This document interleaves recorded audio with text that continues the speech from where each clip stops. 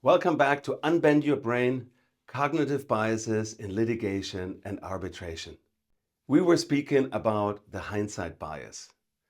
When people know, for instance, that the bridge collapsed, they greatly overestimate how foreseeable that was before the bridge collapsed, before it happened. Another fascinating example of the hindsight bias is the financial crisis of 2007-2008. After the housing bubble had burst, after Lehman Brothers had gone belly up and credit markets dried up around the world, then everyone suddenly felt that, well, the bankers, the regulators, they should have known all along that this was a house of cards. Yes, all the signs were there, weren't they, that this was bound to happen. Yet, still in November 2007, the expert economists polled in the survey of professional forecasters for the Federal Reserve Bank predicted that GDP in 2008 would grow between 1 and 3%. That was the information environment without the benefit of hindsight, the true ex ante perspective. The hindsight bias is highly relevant in legal practice. We've seen its brutal impact many times.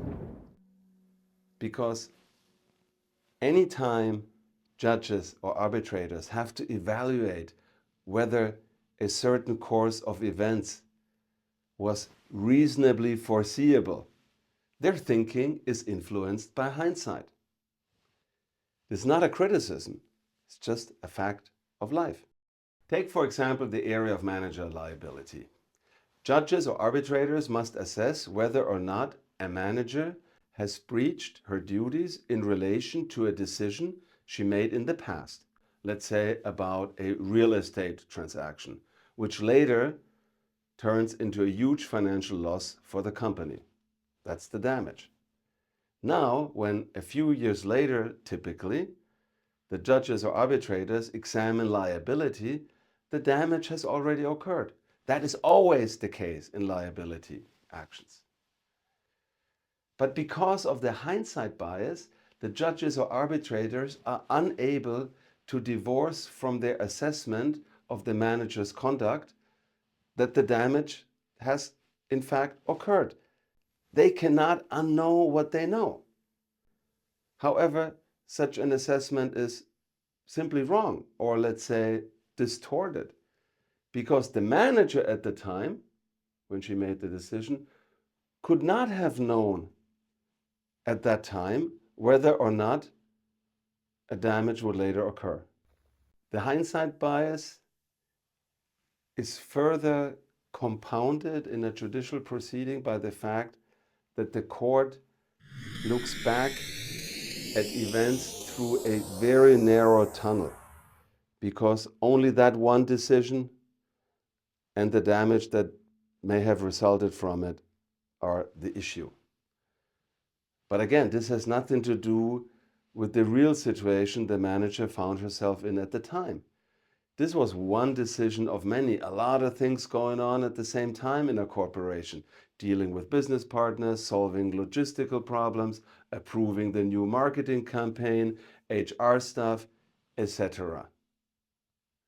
Even when it's a big decision that's at issue, it cannot be seen in isolation.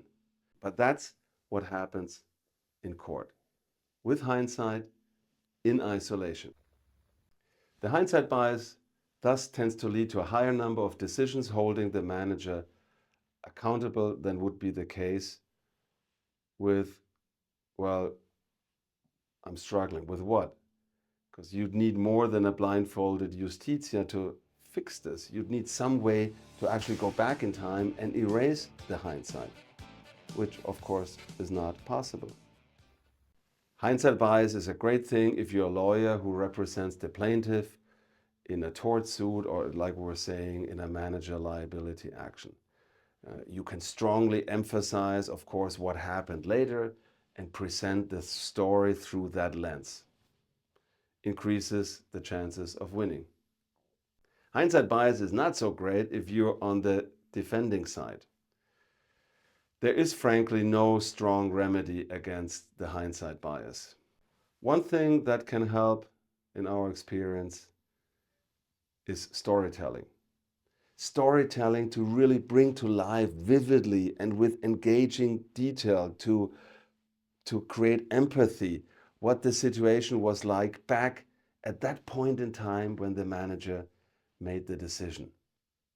And depending on the judge or arbitrator, it could also work to appeal to their own experience of how they may have gotten something wrong in the past, but were able to recognize this only later. What do you think?